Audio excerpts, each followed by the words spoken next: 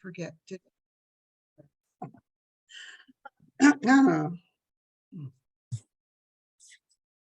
GreeningUSA acknowledges that we are on the territory of the Onondaga Nation, Council Fire of the Haudenosaunee Confederacy, and we are grateful for their stewardship of our environment.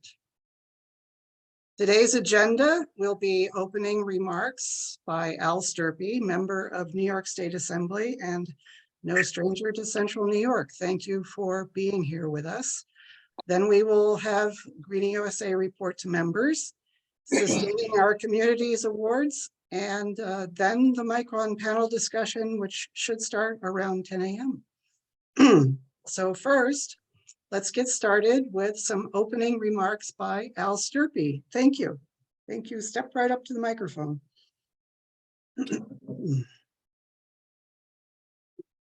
These mics will pick you up. Oh, okay. So anywhere. All right. Good morning, everybody, and thank you for having me. Congratulations to GreeningUSA for 20 years. And that's a long time to be doing things in this day and age. And probably a lot of the same people who started 20 years ago are people still doing a lot of work today. That's the way I find most of this work these days. And, you know, thank you for advocating over the last 20 years for sustainability in a world that doesn't seem to want to listen to it very much, no matter what they see on their television screens about floods and fires and heat waves and droughts and everything else that's happening. First of all, I have no idea why I got elected, but maybe it's pushing paint recycling, statewide paint recycling through a couple of years ago, which took me 6 years of banging my head against the wall, but it finally happened. And just as a public service announcement, we're having 2 paint recycling events this year, one on June 24th and one, I think, October 24th. So I'll be advertising those widely, and for everybody who has, you know, 30 cans of paint in their basement that they've had for 20 years, here's an opportunity to get rid of the 5. So, you know, New York State has done some pretty remarkable stuff in the last few years. The Climate Leadership Community Protection Act, or as the coolest kids say, the CLCPA, you know, was the biggest, boldest piece of legislation in the country. Then, of course, we had the scoping plan that came out after that, which took a pretty hard line compared to other places as far as how we were going to measure things. And one thing in particular I'll mention, because it came up during the budget negotiations, they wanted to change the timeline in which they measured the effects of methane in the atmosphere from 20 years, which is what we had used in the scoping plan, to 100 years. Now, methane dissipates in the atmosphere after about 15 years. But while it's there, it's about 80 times more potent than carbon dioxide for collecting heat. So it does a lot of damage in those first 15 years. Well, they tried to slip that in the budget, which caused a riot basically, and there were more press events than I've ever seen, and hundreds of people on the $1 million staircase screaming and yelling. So they eventually took it out. But that's, you know, that's something that's happening. And all I can say is I think all those years, and I'll tell you a little story. When I first graduated from college after a few years, the first thing I did was I installed a solar hot water system on one of my friends' houses. This was in the late 70s. And I thought I was going to do that for the rest of my life. And then Ronald Reagan got elected president, rips all the solar panels off the White House, and then I had to look for something else to do. But, you know, I've been in business all my life, And people wonder, you know, you're chair of small business, why are you doing all this environmental stuff? And all I can say is maybe I just came out of the closet now, finally, I've been away for a couple of decades. You know, but the bottom line is, I think the next 5 years may be the most consequential 5 years for climate change that we've ever had. We've done the CLCPA, we've done the scoping plan. We have the Inflation Reduction Act from the federal government, which is providing funding. We have the infrastructure plan from the federal government that's going to provide a lot of funding. We have a $4.2 billion bond act from New York State that we did last year.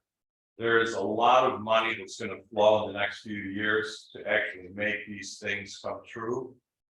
And we have to be very vigilant, because the fossil fuel industry is not going to go away quietly. They are kicking and screaming like crazy right now, spreading a lot of misinformation about what's going to happen and how much it's going to cost. And, you know, with the all electric building legislation we passed, they're telling everybody that going to rip out all of their gas lines. We're going to take away all their gas stoves. If it breaks down next month, they won't be able to repair it.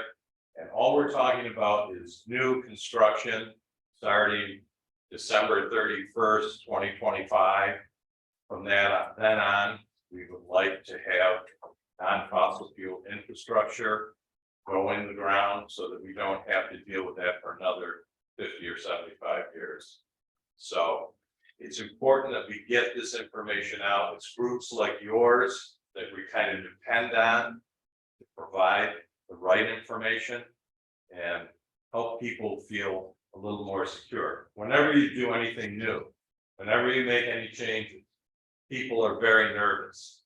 And when the other side wants to, they can make everybody very afraid. And in politics or in the environment, it's all the same thing. You make people afraid, you slow everything down, and then nothing ends up getting done. So it is really up to each and every person to make sure that, you know, they do their part, whatever it is. And whatever you do, whether it's small or big, it counts. We've got to let people know that. We don't want people to be hopeless, that there's nothing they can do, which is what a lot of people are saying right now. I don't know how they feel about saying that, like, you know, we're all going to die, so it doesn't make any difference. You know, the world's going to burn up, but at least I'll have a job for the next 2 years. You know, it's, to me, very confusing, you know, the logic they use. And I just hope that, like I said, over the next 5 years, we can stay the course, make sure that things get implemented the right way, and that we make an impact on climate change here in New York State. So thank you very much.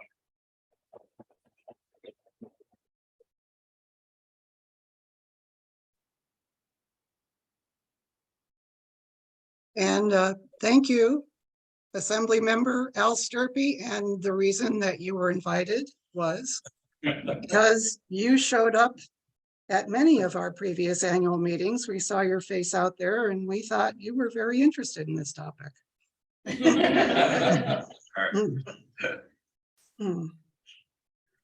So we'll move right on to GreeningUSA's report to members. And our theme this year is celebrating the last 20 years and looking forward to the next 20 years.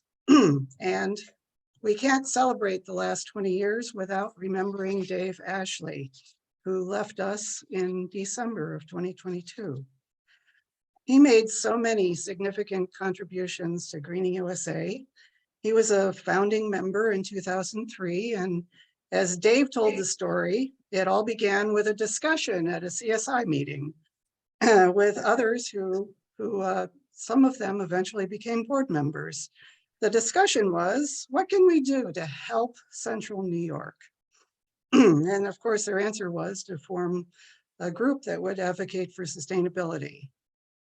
And then Dave went on to open up his office for the organizing meetings and board meetings eventually. He filled out incredibly onerous paperwork to qualify GreeningUSA as a New York State 501c3. He created our very first website. And when you think about it, in 2003, that was kind of the infancy period for websites in general. So kudos to Dave for taking that on. He was inspired by the US Green Building Council's LEED rating system that rated green buildings. And he helped to brainstorm on what we now call the 12 Traits of Sustainable Communities. And he welcomed us into his home for the multiple meetings when we all hammered that out and put it together. He was also the creator of Green Bag Lunches, and that was born out of the idea of bringing experts together to come in and talk about each of the 12 traits and help educate us about what can be done. So he continued to inspire us with his leadership and his creative input throughout his years. He was famous for signing his emails, Dave Ashley, visionary, and I and I agree. So in celebrating the last 20 years, we celebrate Dave for his passion and his vision. So, as I said, Dave made us a 501c3, New York State educational nonprofit, and we were incorporated in 2004. So there we are in 2004, believe it or not. I have the PowerPoint from the very first annual meeting in 2004. And that's what it looked like. And this was the original core organizing group. And as you can see, it was loaded pretty heavily with architects and engineers. But from the very beginning, this organization was always envisioned to be very broad-based. So we had Larry Argiro, engineer, Dave Ashley, architect, Cal Bown, architect, Marty Hahn, engineer, Peter Lindenberry, engineer. Sean Smith was a CSI, for those who don't know, Construction Specifications Institute. Peter Arsenault, architect, Ed Benjamin, architect. Diane Brandley, the lone interior designer in the group. Janine Shenandoah Hills, John Presbyora, who's also an engineer, and Jim Taranoni. So that's the original board of directors for GreeningUSA. And there we are, brainstorming and developing a focus and planning for actions and coming up with organization details. And this was our original mission statement, which eventually morphed into what it is today. And today it's GreeningUSA advocates for sustainable communities to the benefit of local economies and environments. At the time, our goals were to educate about green sustainable design. And over the last 20 years, I believe we've done a really good job of that. We also decided that we wanted to support others through central database and information resources. The database has yet to be developed, but we do support others in spades, honestly. And that's because we identify and help coordinate organizations and entities involved in green and sustainable design to generate synergy between diverse disciplines. And I believe we've done a pretty good job of that. We promote local economies, develop a national membership. Anyone who wants to help us out with that, we'd be grateful. And create a sustainable future. So back to the present, we now have our two major outreach efforts, the 12 Traits of Sustainable Communities. And if you are not familiar with that, it's up on our current website, and please check it out. It is what we believe is an attempt to help educate government about what a sustainable community looks like. The other major outreach effort is called Sustainability Academy, and we call that our grassroots educational outreach. Our current board members, as you can see, John Presbyora has been with us since the very beginning. He's our vice president. Peter Arsenault has been with us since the very beginning, and he's our 12 Trades Program Manager. Jeff Anthony was our Secretary and Membership Chair who recently stepped down. Chris Striley is our Treasurer. Scott Kushner is Sustainability Academy, which is, and doing a great job with that, and me. And speaking of Scott, he just once again organized Party for the Planet at the zoo, working with them to bring other like-minded organizations to the zoo on Earth Day to provide some little nuggets of knowledge and games and activities that help teach children and their parents about sustainability. So thanks to the zoo and all of the exhibitors. Our education series this year, of course, was totally virtual again. And we're grateful for the ability to do that. We tackled the aquarium project. We got an update from the Clean Cities Coalition, which is all about electrification of transportation. Filling the gaps in local news coverage. So brand new kid in town, Central Current. If you are not familiar with that news source, check them out online. We also had one green bag lunch already about Micron, and we're thinking there will be more, and we'll be talking about it again today. Relief Syracuse, talking about the really important topic of urban forest master plan. In advocacy, we've been busy, and we collaborated with Climate Change Awareness and Action, CCAA, to put on a CNY sustainability workshop at the Liverpool Public Library. And we collaborated with the Roman Catholic Diocese of Syracuse, the Liverpool Public Library, and Art Rage Gallery to bring a screening of the documentary film, The Letter, A Message to Earth from the Pope, which is a pretty powerful movie. If you have not seen it, it is available on YouTube, and it will inspire you to help create a sustainable future. We've also signed on to support a number of initiatives from like-minded organizations like Citizen Action New York, Agree, they are constantly sending us stuff. New York Renews, NYPIRG, Beyond Plastics, and we've signed on to support multiple aspects of the New York State climate law. The home energy affordable transition, otherwise known as HEAT. I saw Lindsay Spear there. Thanks, Lindsay. Packaging. Oh, it should say packaging. Packaging reduction and recycling infrastructure, modernizing bottle deposit law, the bigger, better bottle bill, and we withheld our support for advanced recycling or chemical recycling of plastic, which we call greenwashing. We were also student sponsors for the New York State Green Building Conference this year, and it's back, and it's going just as well as it ever has, advocating for green building, and we were proud to sponsor students to attend that conference. In communications, we have a YouTube channel, which we are recording this, and it will be posted on our YouTube channel along with all of our other green bag lunches and annual meetings. And we have a Facebook page and a Twitter account. We continue to send out the GreeningUSA News Digest. It is free. We do not share our mailing list. Please sign up.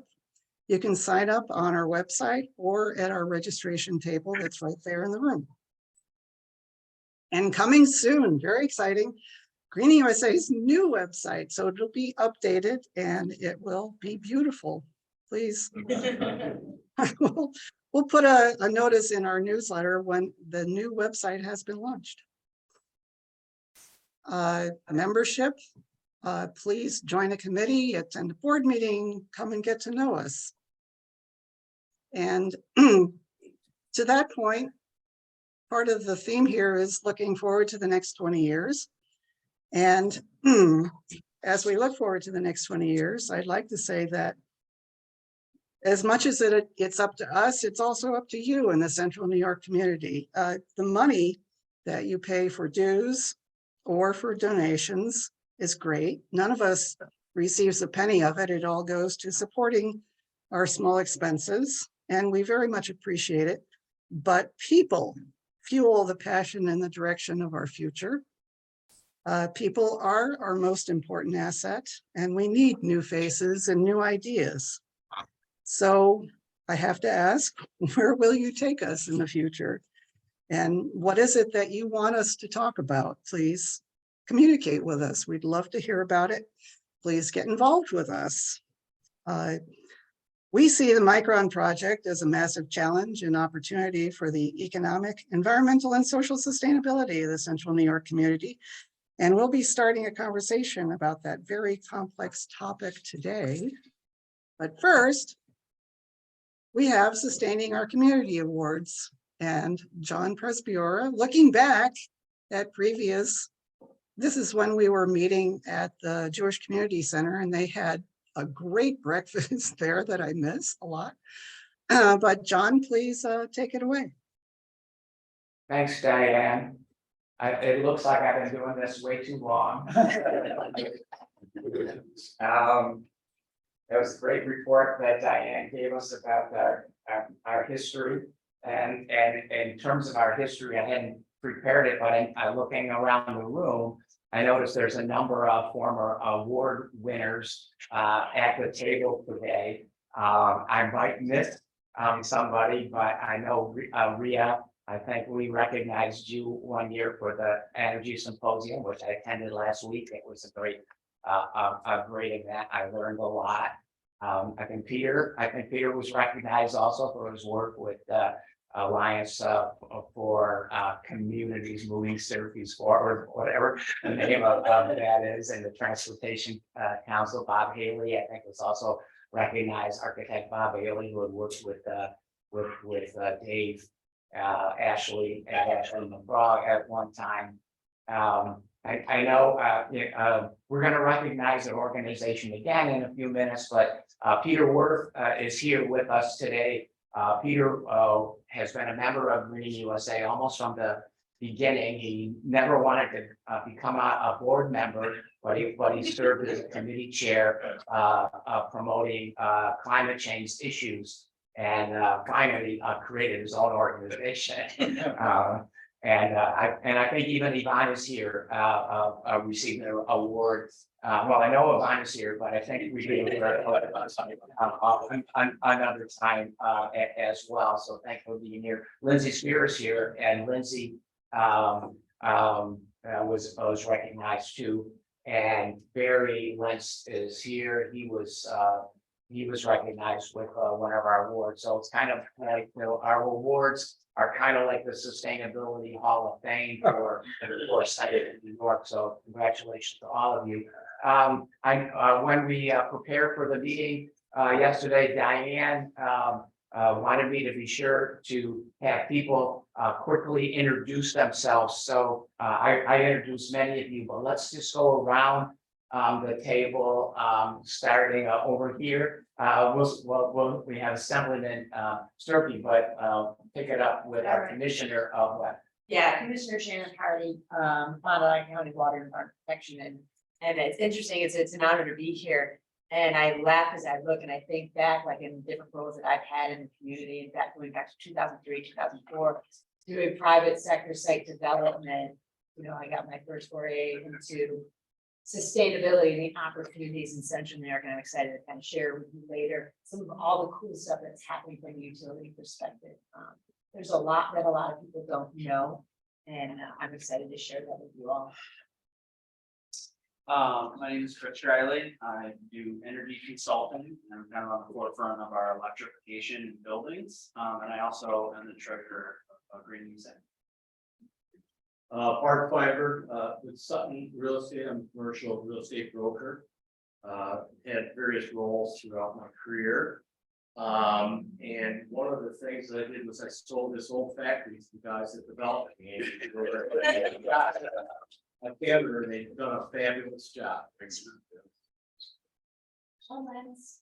longtime fan of Lindsay and volunteer at Eats Park for a long time and longer time fan of you. Barry Lentz, I do lots of stuff in Syracuse for social, environmental, and economic justice. Lindsay Spear, used to live in Alabama Nation for a long time, and worked for Alliance for Green Economy. And as of June 1st, I'll be working with the New York Regional Planning and Development Board. Dick Thornbooth, I'm a retired home performance contractor. My company Intherm was active in Syracuse from 1980 until basically 2006, when my partner and I sold it. And I'm semi-retired. I am active in CNY Solidarity organization as a member of the coordinating committee, and I am an unofficial representative to the GreeningUSA board from CNY Solidarity. I'm Ann Kornbluth. I'm a director at Onondaga Earth Corps. And I'm closely related to.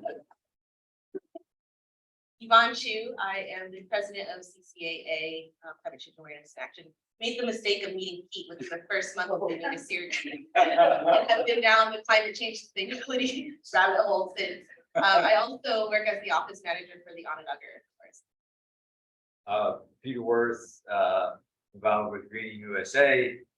Came here in '67, the ESF. Always went back to New York City for summer jobs, but I lived here since '71. Someday they'll plant me here permanently. Involved with a lot of the Heat Smart campaigns over the years. That Lindsay was the lead organizer on, helped start CCAA. And I am glad that Yvonne's the president, I'm the vice president. I am Sonia Crabb, a recently retired physician and now turning energies towards healing the planet.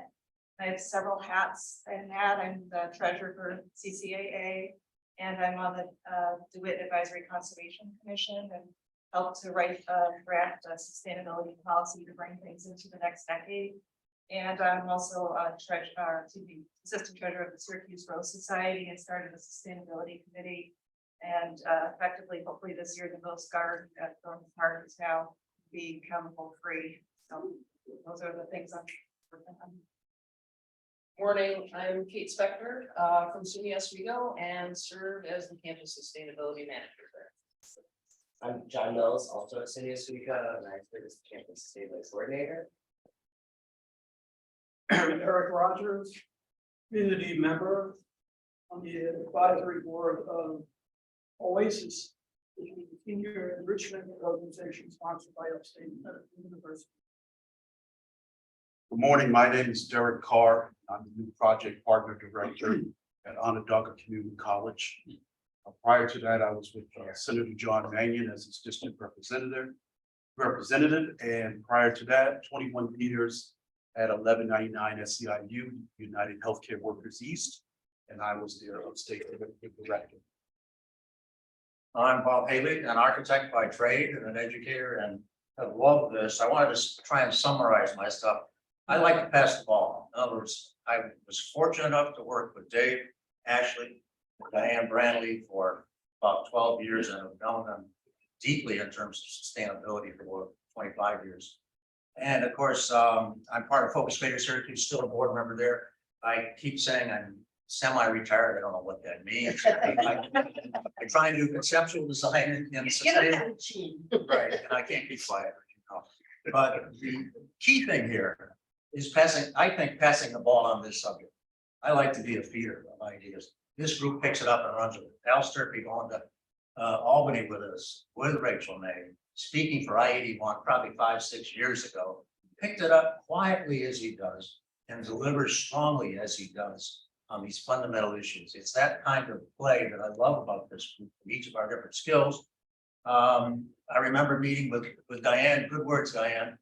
This lady up here is the center, the rudder, and the engine behind this great machine. I remember meeting in Dave Ashley's living rooms for many nights, and Dean Biancamilla, who was also left us, a champion of sustainable planning in architecture in our community. We spent times vetting the Greening USA plan. So we were the sounding board, tried this maneuver it and helping it get better. It's a great era, and it is about the next 5 years, as it is every day. And I thank you all for your participation. I'm Peter Sarver. I'm the convener for Moving People Transportation Coalition. And now that we've won the community grid as our future for I-81, despite what you might otherwise be impressed. We've refocused our efforts on public transportation and promoting the innovations there and the increased accessibility, particularly with working side by side with Central and the Syracuse Metropolitan Transportation Council. So very glad to be part of GreeningUSA. Joe Russo, I'm a panelist, so I won't bore you with my background, but I work for National Grid, Economic and Community Development. I'm Rita Chaser, I have several hats, but I'm president and director of Energy 21, which puts on that symposium that we're talking about every year, which brings in people from all over and fabulous speakers. I'm also the chair of the Central and Northern New York Sierra.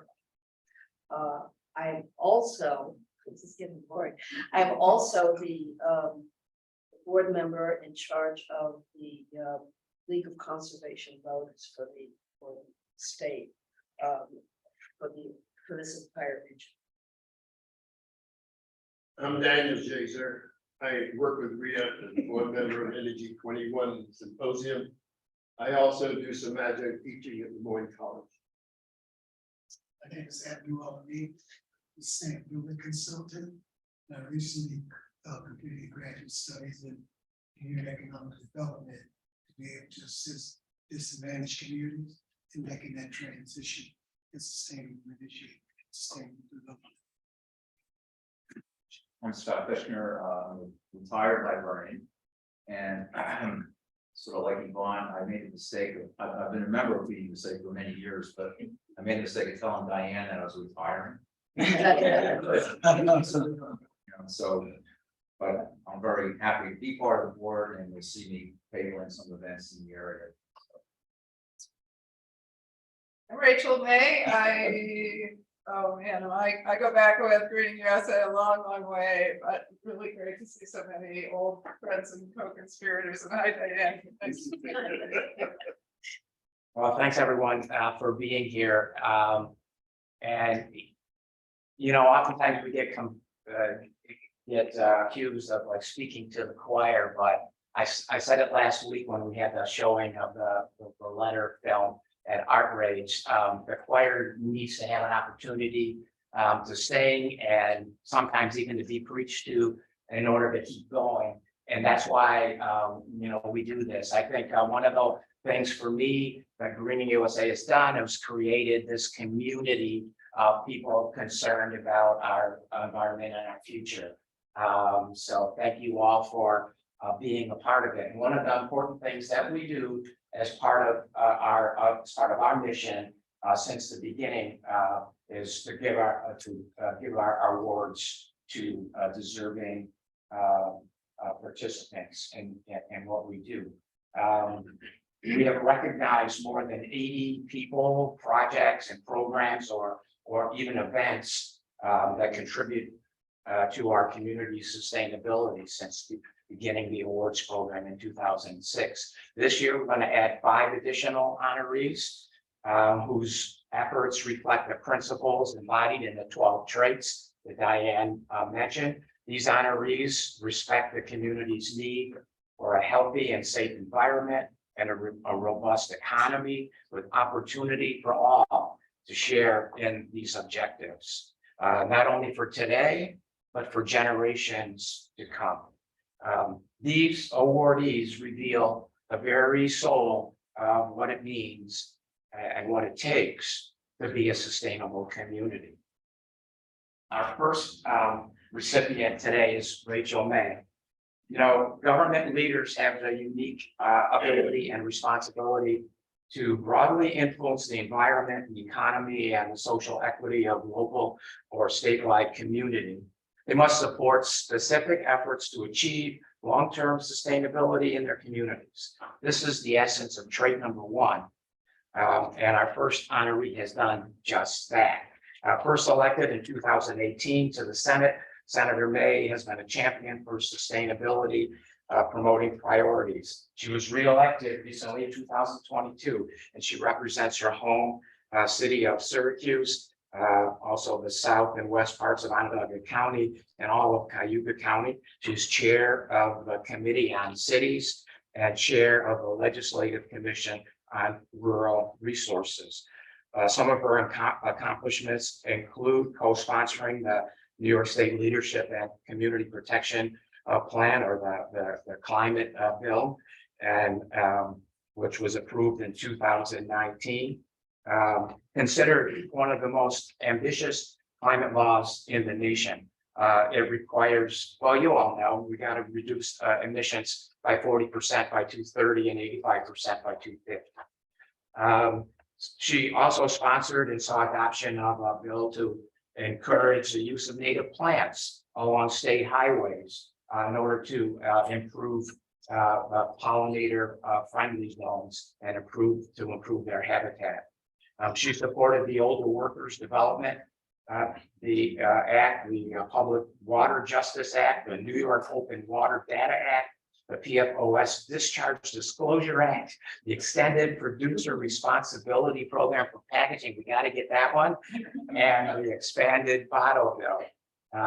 Senator May has also, as she mentioned, supported GreeningUSA for a long time. She's been a panelist at our Green Bag Lunch presentations, as well as an attendee. Prior to becoming New York Senator, she worked in the Office of Sustainability at SU. She's achieved a master's degree in environmental science from SUNY ESF. She makes her home in Syracuse. And in case you didn't know, she's also a playwright. So thank you for writing the play.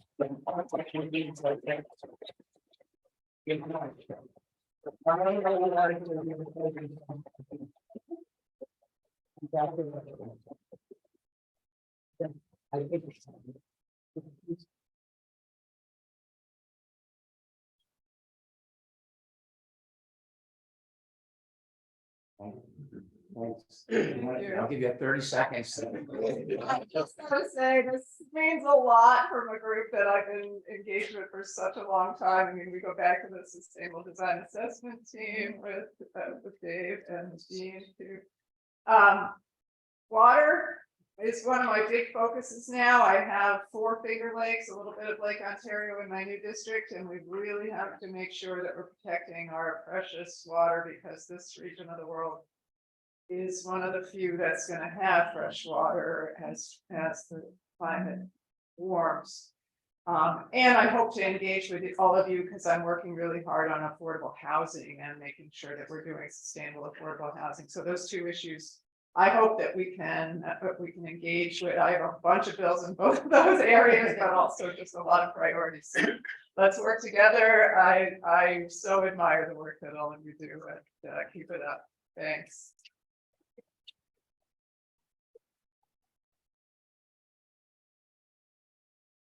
I know you have a busy schedule, but if you're able to stay, we would appreciate you participating in the panel. If you can't, we understand that.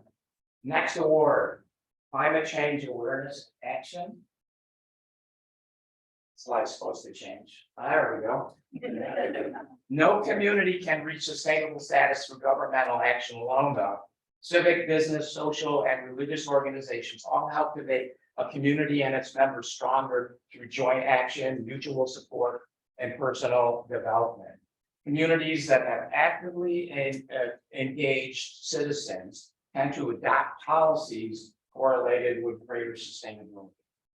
Citizens should be encouraged and should have ways to participate and be engaged with organizations in order to strengthen the environmental, economic, social, and civic fabric of the community. And I should add now, after the Surgeon General's report, to fight loneliness and mental health issues, it's important that we all stay connected. That statement, which we will get amended with the Surgeon General's advice, is from trait number 12. And our next awardee, Climate Change Awareness and Action, has done just that. In 2015, the organization was created by individuals from different environmental organizations in Central New York to focus solely on climate change issues. In 2019, an email letter blog was initiated. They had a goal of 4 issues per year. Around this time, I think it was that they affiliated with 350.org, a global network for climate change and awareness, which was founded by, in 2008 by Bill McKibben. You might remember The End of Nature was his book that tried to educate us all about the climate change.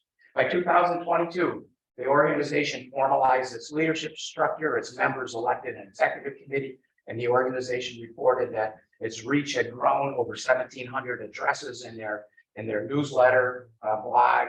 It grew from 4 issues to 10 issues per year. And if you haven't checked that out, you should. It includes local, state, and national news and views about climate change that are all very important to know about.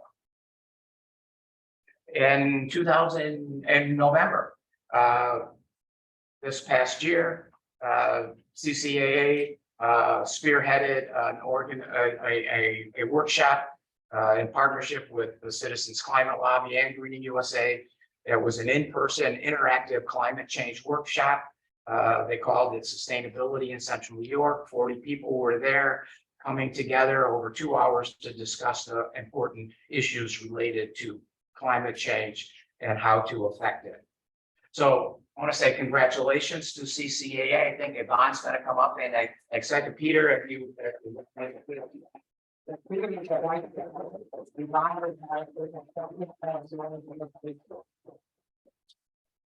Congratulations, Yvonne. I don't know where I'm supposed to stand. Yeah, just gotta take our picture.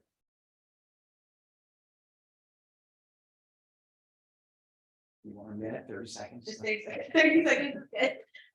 Really appreciate this. You know, I've been following GreeningUSA for a while. Have not been a member yet, but I am looking forward to doing that.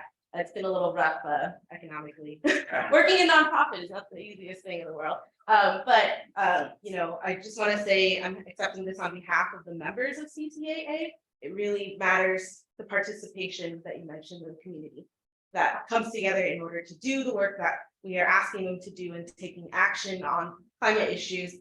So, you know, we're going to continue encouraging people to vote locally, but also in other things as Sonia might say, you know, participate in your school board meetings because some of the issues can go as far and as small as those types of local elections and meetings and so on. So I'm going to continue encouraging people to do that. I invite everybody in this room to come to one of our member meetings that we have every month on Tuesday evenings. The next one is going to be on May 9th at 6 o'clock. And if anybody wants to know about that, I'm happy to continue sharing that information to GreeningUSA, who has been publishing a lot of our meeting information as well. And I really, really want to just thank everybody from GreeningUSA for everything that they've been doing as well. Thank you.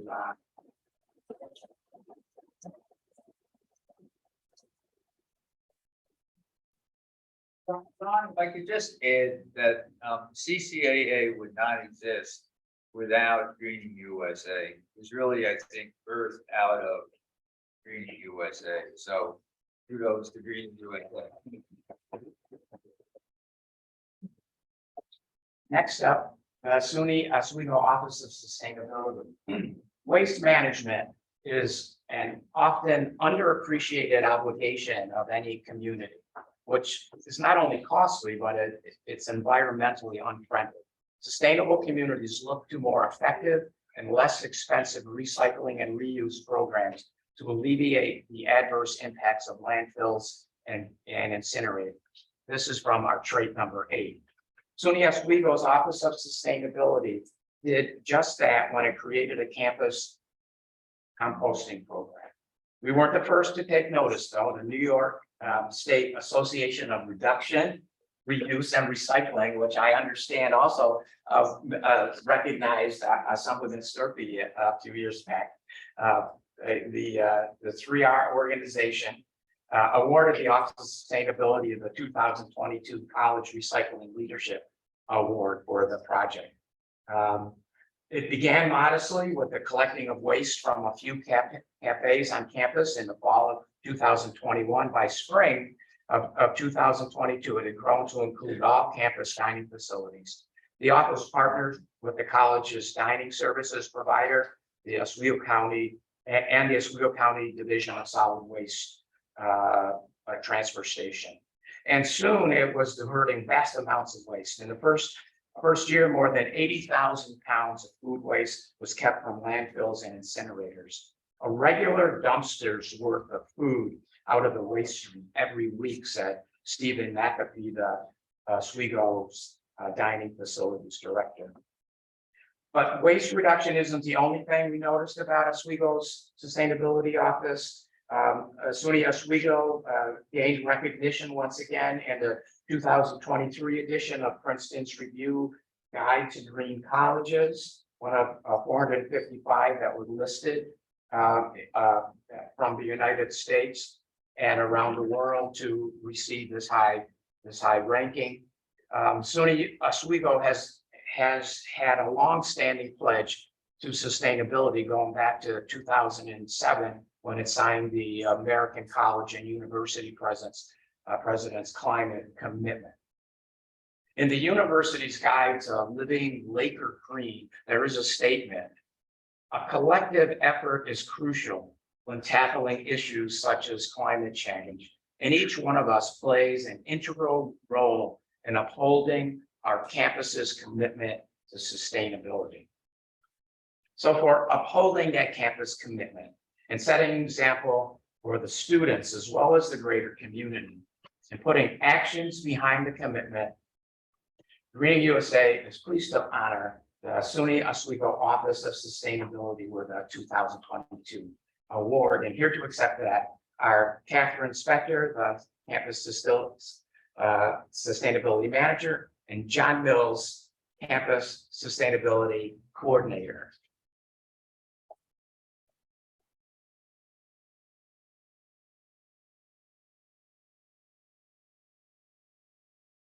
Well, maybe we should have made an opening in the center of the room.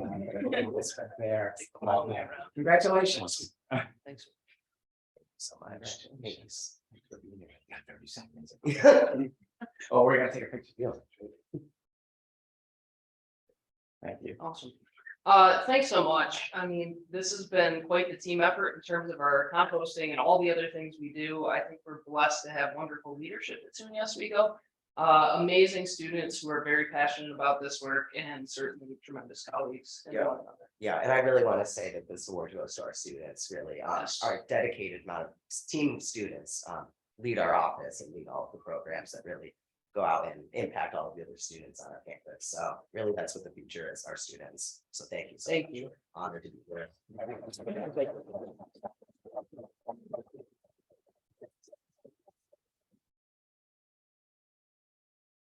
Next, we give an award to a project. The Metro wastewater treatment plant upgrade. Sustainability is a balancing act. Communities need to dispose of waste, maintain water and air quality, and utilize energy and economic resources in a way that is fiscally and ecologically sustainable. A sewage treatment plant offers numerous sustainability challenges requiring balance and optimization. The Metro wastewater plant is the largest of 6 Onondaga County treatment facilities. It serves about 270,000 residents in Syracuse and nearby suburbs, consumes a third of the total electricity of all county-owned facilities, county-owned buildings. And it pumps 85, it consumes that energy pumping 84 million gallons of wastewater every day, Huge fans help dry sludge, and ultraviolet light disinfects the effluent before it is released into Onondaga Lake. Underway in 2022 was a $45 million upgrade to Metro. The project intent was not only to save energy, but triple the amount of energy that the plant produced to run its own operations. In addition, the cost of hauling sludge to the landfill will be slashed by an estimated $2 to $3 million a year, reducing the water content of the residual sludge from 70 to 10%. The sewage treatment process in Metro unfortunately produces methane, but that's kind of a given with most wastewater disposal processes. It's a powerful greenhouse gas, as you know. It's either got to be released into the atmosphere or wastefully burned or possibly utilized as renewable biogas. It's a climate menace, a double-edged sword. It is 25 times worse. I guess some say it's better at doing its work, but it's 25 times worse than CO2 is. When burned, however, methane delivers energy pound per pound equal or better than coal or oil, but still releases CO2. Utilizing the biogas to power 2 additional electricity generators provides as much as 25% of the plant's electrical and heating needs. And the generator waste heat is used to improve the digester efficiency. All told, the county's upgrade is an improvement that captures methane to produce energy that makes the entire operation more efficient, more sustainable. So Water Environment Protection Commissioner from Onondaga County, Sharon Hardy, is here today with us to accept the award. And I should say Sharon is also a professional engineer. And I'm happy that we have that the county recognizes the need to have professionals running their operation.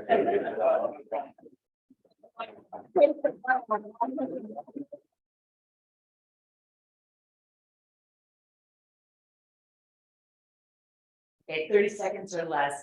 I'm really super excited about what's happening in Onondaga County right now. I think we are seeing an unprecedented level of cooperation.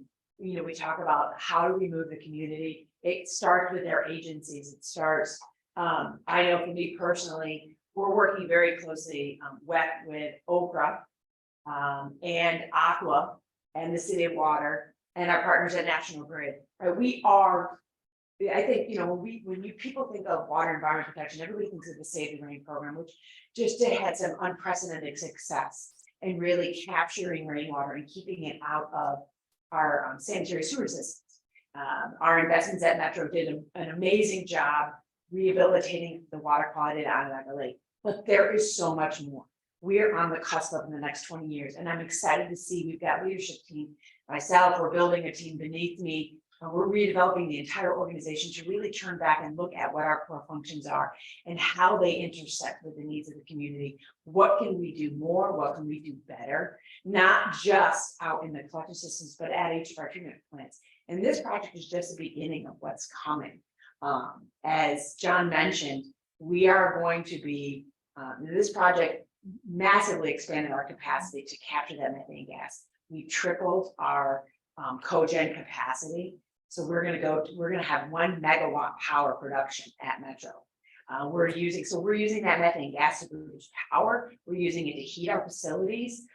We are, building a brand new sludge dryer. We're hoping to have it online in a few months. Reducing the volume of water that we're trucking. There's, reducing the gas emissions, looking at the whole picture, not just the segment, but how we intersect in all of our operations. Where's that waste going? You're looking at the CPA, getting that biosolid out of a landfill, someday hoping to get that back into a land application setup. Really looking at organic waste, large food waste, getting that out of landfills, partnering with Okra, looking at our capital expansions at our Oak Orchard wastewater treatment plant, building a mini Metro. in setting up a co-digestion facility long-term to get that food waste. Our community produces a lot of organic waste. We have an opportunity to help support our solid waste agencies. So I think there's a lot exciting that's happening, and I'm, really appreciate you guys honoring WEP with this award. I think it does take a community, and the future is really bright for Onondaga County. So thank you.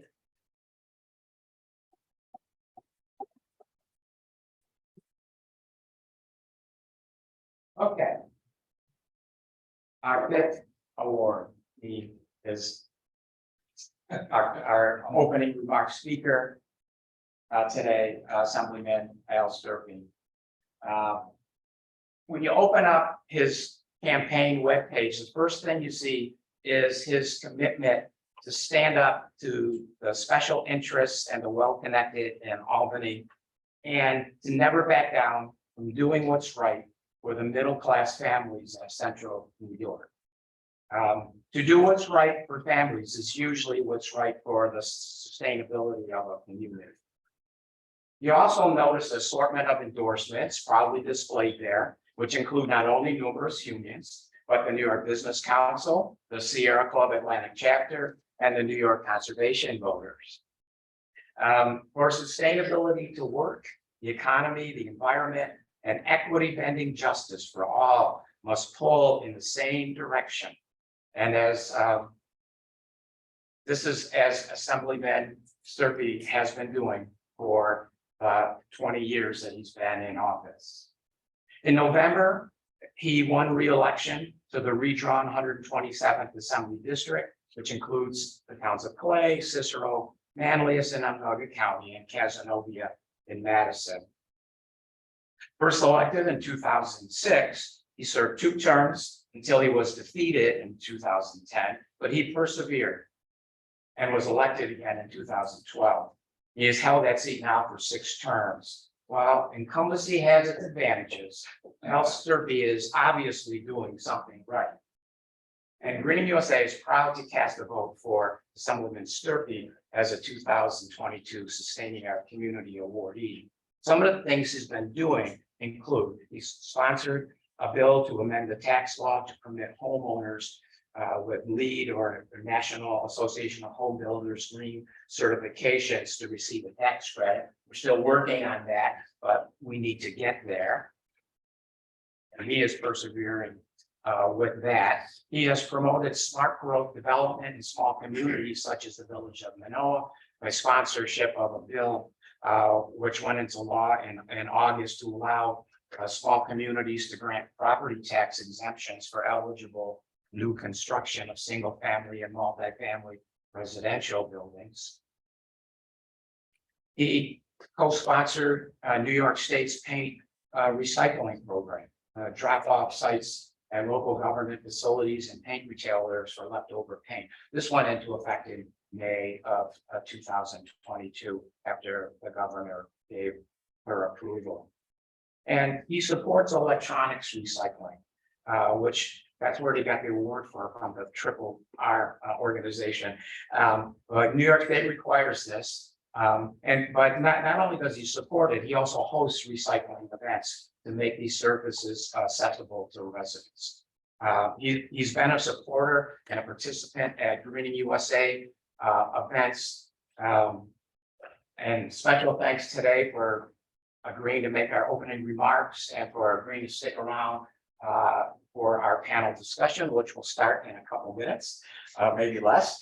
And so it is with great honor I bring Assemblyman Stirpe back up here to present him with a 2022 award for sustainability, for leadership and commitment to sustainability.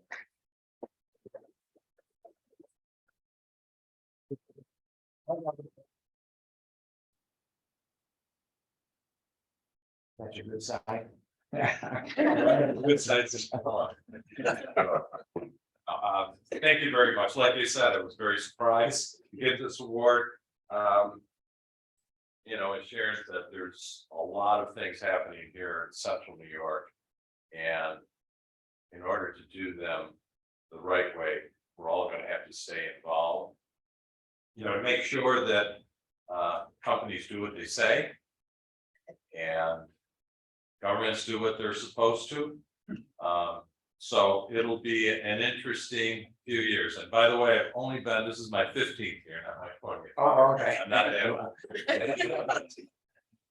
But no, it's actually been one of the most, I've had a lot of jobs in my life, but being in government is probably the most interesting job you'll ever get. You don't even know what's going on in your community until you become elected, and everybody has to come to you for, you know, to advocate for their programs and stuff. And it's something that you learn something new every day, which keeps old people interested, I guess, and that's why we're still doing it and still running for office. Thank you very much.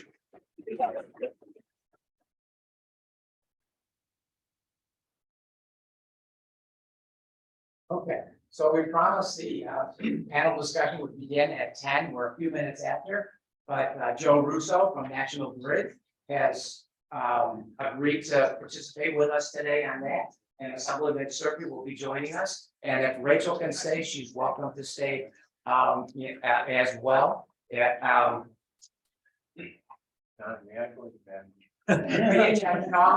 glad you mentioned that, because feel free to take a break. Restrooms are out the door to the left and veering a little bit to the right past that snack bar that's out there. Help yourself to some more coffee and snacks. It looks like we've got a lot of stuff still over there, so go ahead and you know, grab that, and we'll get started with the panel as soon as they are back here. Yeah, Alex.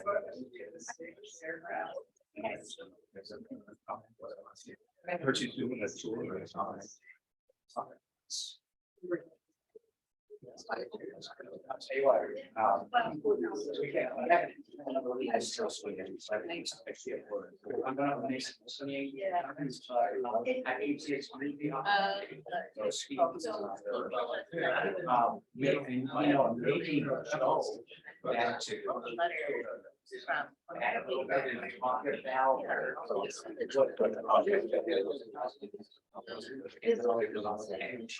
use that when you're going to that. And then maybe somebody.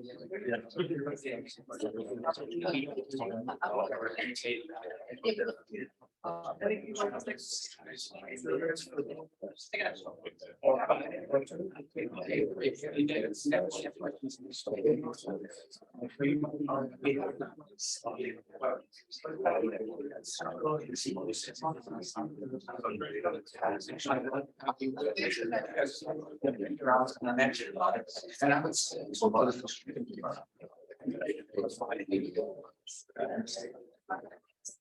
got a lot of.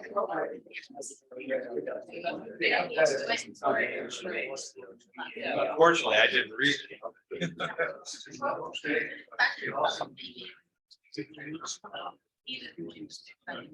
Yeah.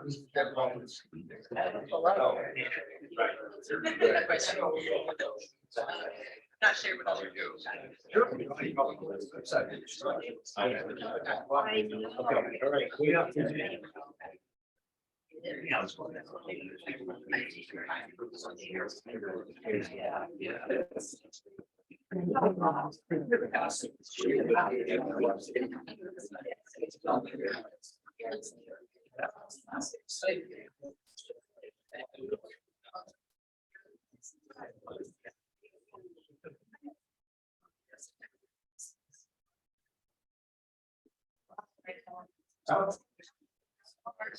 Yeah.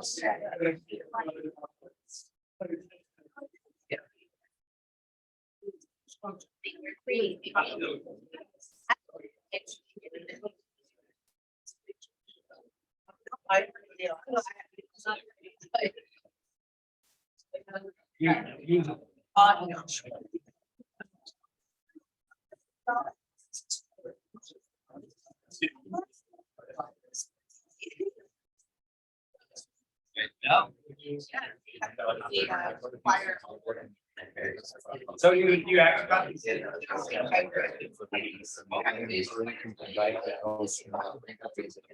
You should pay.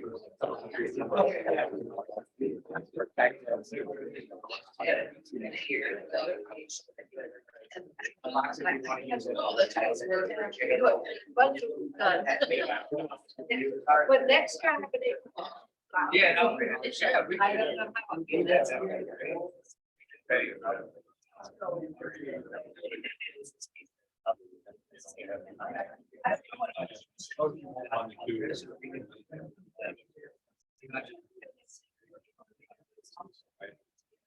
Why?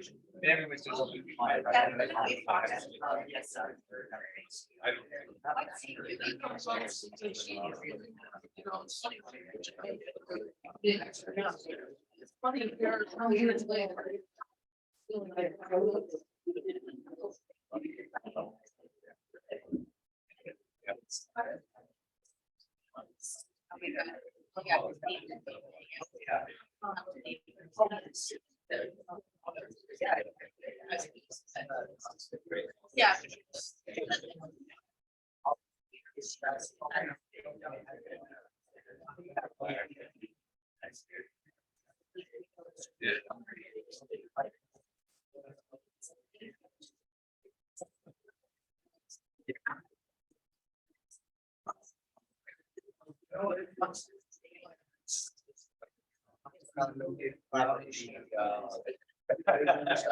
You can't.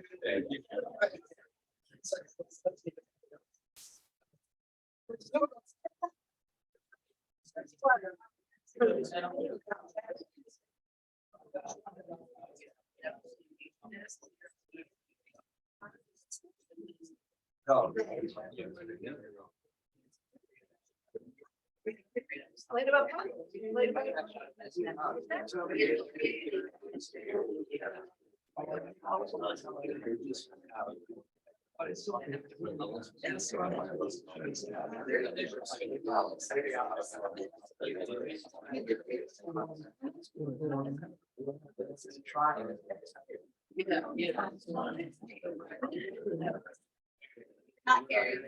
Yeah.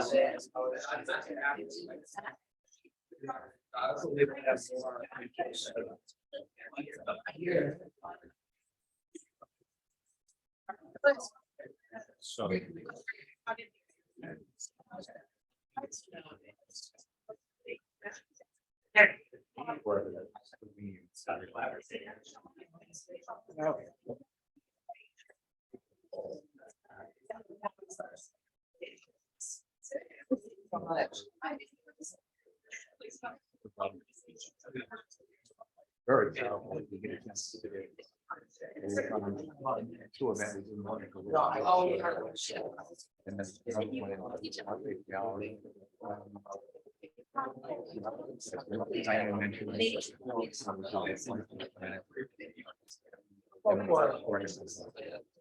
Favorite show.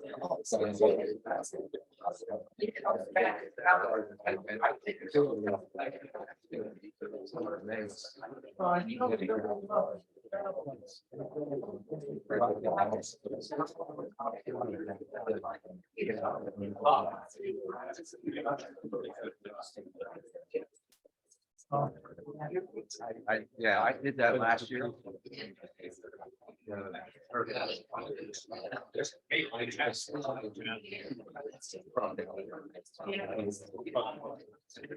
I'm sorry. I'm glad I come right up to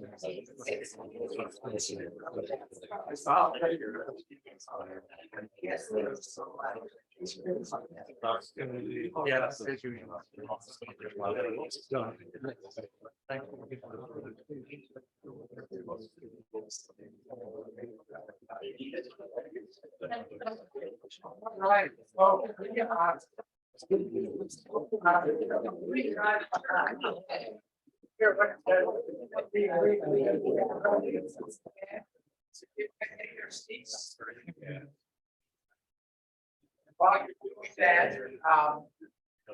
she's doing okay.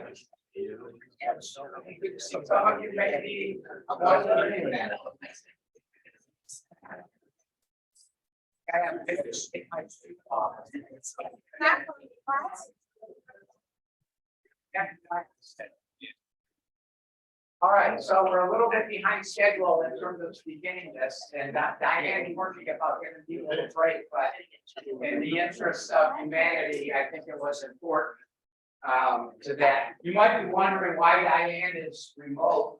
Diane moved out of New York and moved to North Carolina, so there's still participating. Nick has a question. No, not a question. In case you're looking for the recycling bins, your paper plates.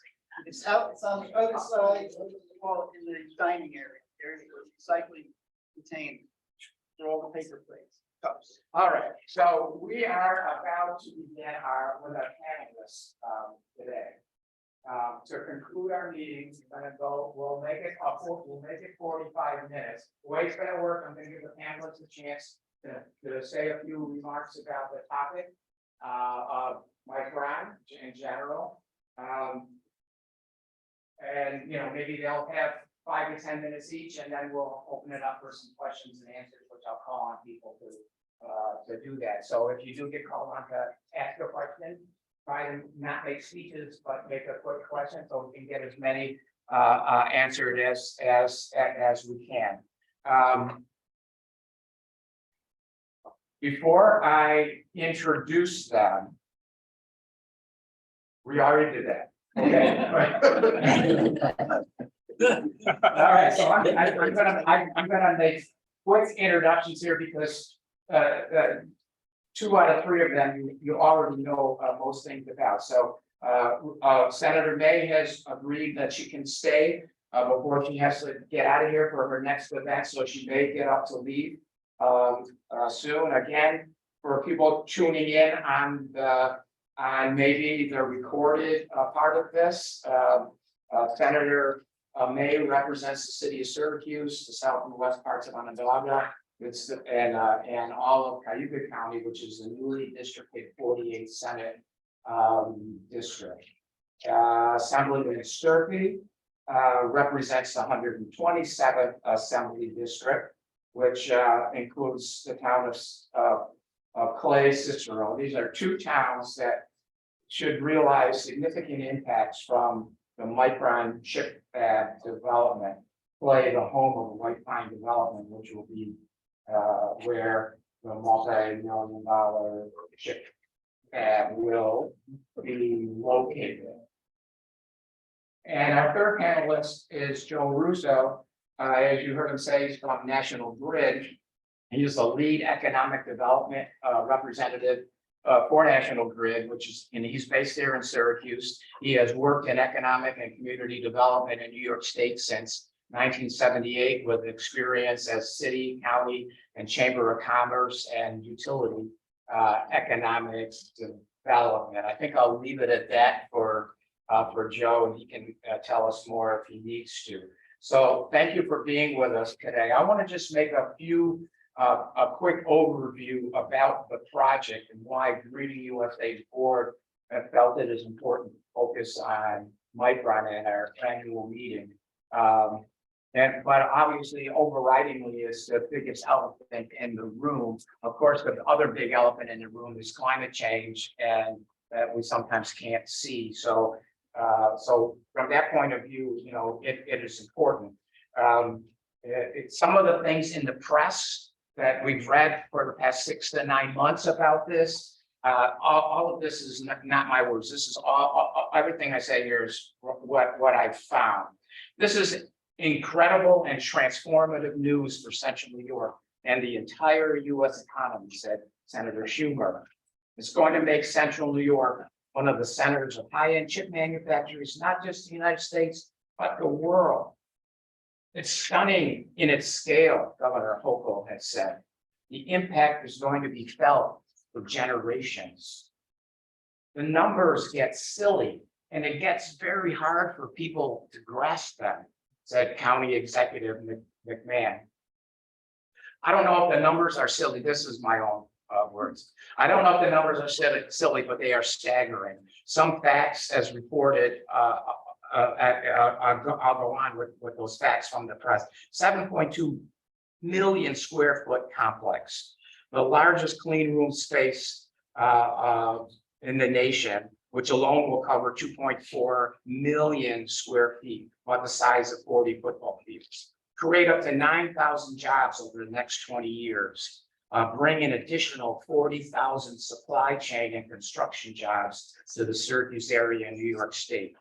It's also reported that if the Intel trend from Ohio is followed, Central New York could see about 130,000 new jobs. It's difficult to fathom for many Central New Yorkers, McMahon has said. Local officials expect the county population to grow by 125,000 or more. That would represent growth of more than 25% of our population. There'll be thousands of new single-family homes, especially in Clay and northern suburbs. The county estimates that 3 out of 4 new housing units created will be multifamily buildings. About 2/3 of those apartments are likely to be in Syracuse by the county's predictions. It would likely mean an influx of 20,000 new residents in Clay over the next decade, said town supervisor Ulatowski, a gain of more than 30% in their population. The Syracuse Inner Harbor is going to probably blow up with housing, McMahon has said. You're going to see mixed-use development there the way that we thought it would, and see it quickly. Over the longer term, county officials expect 12,000 new housing units to be constructed, 3,000 single-family homes and 9,000 apartments. The largest concentration of single-family homes is projected to be built in Clay. And other northern and western suburbs, Cicero, Lysander, Van Buren, and Camillus, are projected to get 300 to 450 single-family homes each. According to reporting about a county report, ultimately the county can accommodate more than 40,000 new homes and a population of more than 700,000 without significantly expanding its water, wastewater, or transportation infrastructure. Onondaga County is prepared for population growth, the county's report says. So let's hear from our panel. Let's hear what they say. What are your thoughts? What are the opportunities? What are the challenges? Can we expect growth? Can the expected growth be accommodated and sustainable environmentally, economically, and equitably? And what is being done to prepare, or what needs to be done to prepare? Let's start with Senator May. All right, well, thank you. A lot of numbers. It is a very exciting project and a transformative project. And I do believe that Micron, you know, the region has done its due diligence, really talked with Micron about its values, make sure that they dovetail with the values that we have here, environmental protection, equity, of trying to, you know, promote our communities. But I will also say I went to graduate school at Stanford in the 1980s when Silicon Valley was really having its boom. And it was transforming that region in kind of the way that we're talking about here. And it was not equitable. It was there was a lot of sprawl development that happened. There was just tremendous emphasis on automobile commuting. There was a lot of damage done to the regional ecology, and it you know, nobody was overseeing it. It was just kind of happening, and we have to make sure that that's not what's happening here. And I think it's groups like this and people like you holding their feet to the fire to make sure that the promises we're hearing about environmental protection, about social equity, they're saying the right things, they're doing the right things initially, but that doesn't mean there's gonna be follow through about that. And so I do think it's really important that we be vigilant about this. As I mentioned, when I got that award, water is a very major concern. We have fresh water, we have a treasure here that few regions of the world have, and that's one of the reasons Micron is coming. And we can't allow that treasure just to be squandered. We have to really be careful about it. One of the things that I worked on really hard last year was stopping cryptocurrency mining in the Finger Lake. Because not only is that a giant energy boondoggle, but it's also taking huge amounts of cold water out of Seneca Lake and then using it to cool a plant that is just enriching a few people around the world, or maybe not, maybe bankrupting a few people around the world. But you know, we can't just be allowing that kind of wanton use of our precious resources. So I believe we have to do a lot of work. I did have a op-ed in the paper a few weeks ago, and I got a lot of blowback from Micron, from some of the business interests locally for having put that out there without, you know, checking ahead of time with Micron. And I get that, but I also feel like as an elected official here, part of my job is to make sure this doesn't just become a company town, but that we are also in the driver's seat and making sure that we are continuing to assert what our values are here locally. And so I think we have to make sure this is a partnership. I believe Micron wants that, but it doesn't happen naturally in you know, the capitalist system. We have to be vigilant, and we have to keep an eye on what is happening and keep asserting what our values are. So that's kind of where I am about this. I don't have any specific concerns right now. I don't have any, there haven't been any big red flags that have gone up yet, but I want to be always looking for those, and I want you to be. And you would be letting me know if you see one, so that we can intervene at the right moment and not, you know, after the fact say, oh, this was a huge mistake. So I think the affordable housing thing is probably the biggest issue. I think I'm sure that we're not just doing a lot of sprawl development that turns this into kind of a mini Atlanta or something like that. I don't think anybody wants that. Oh, we have to make sure that. Thank you very much, Rachel, for those remarks. Our next speaker on the panel is Joe Russo from National Grid. I hope we'll never become Atlanta. Well, we don't have any chance of becoming Atlanta, but we. You've been great for it. Like off of Texas. Right, and, you know, they had their issues. In my lifetime, well, in my adult life, we've been managing the decline of the area. Okay, and our economic and community development has been about managing decline. Managed decline in the city of Syracuse in the 70s and everything thereafter. My first recognition of what a plant was like was when Rockwell International closed on South Street. But what a shock that was.